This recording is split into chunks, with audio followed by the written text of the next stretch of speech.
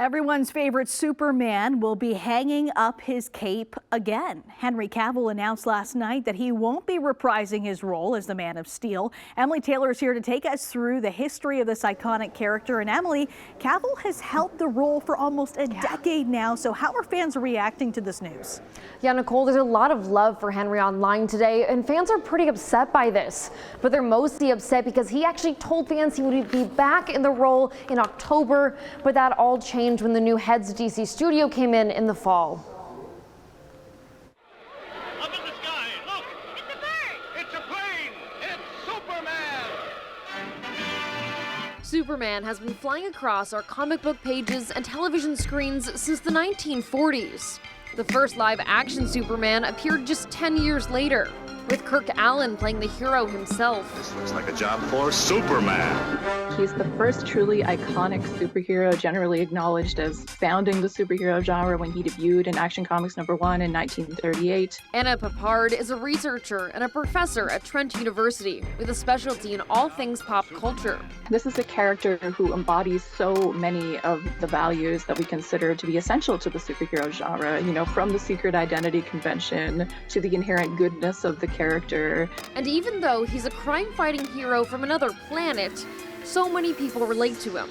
It's an immigrant narrative as well, right? He is a character created by two Jewish American immigrants during World War II, and that really resonates in various eras. You can use the story of Superman to tell stories about prejudice.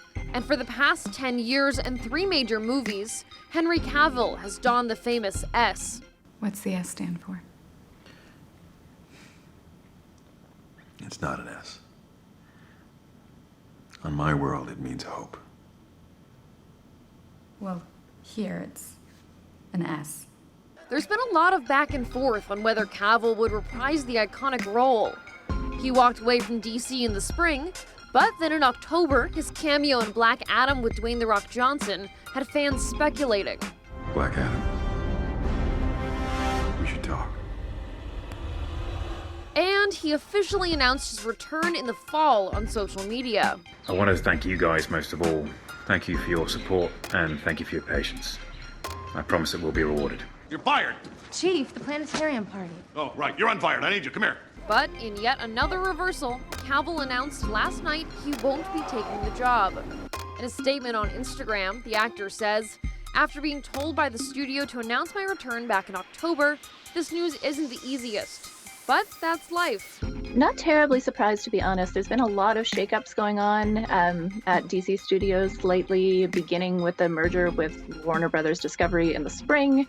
And then you had James Gunn and Peter Safran coming on as the new co-presidents of the studio in October. James Gunn tweeted that they are talking with Cavill about a number of exciting possibilities to work together in the future, but that they will focus on an earlier part of Superman's life in the next iteration. There's clearly a huge shakeup going on there, in part just in an effort to recoup costs.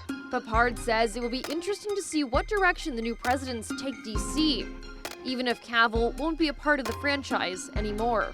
I don't think there's any chance that character is going away anytime soon. Now, I haven't really seen too many fan theories about who's going to play the next Man of Steel, but I think Cavill will land on his feet. There's some rumors swirling that he could be taking over another famous franchise, potentially the next James Bond, but nothing's been announced, so we'll have to wait and see.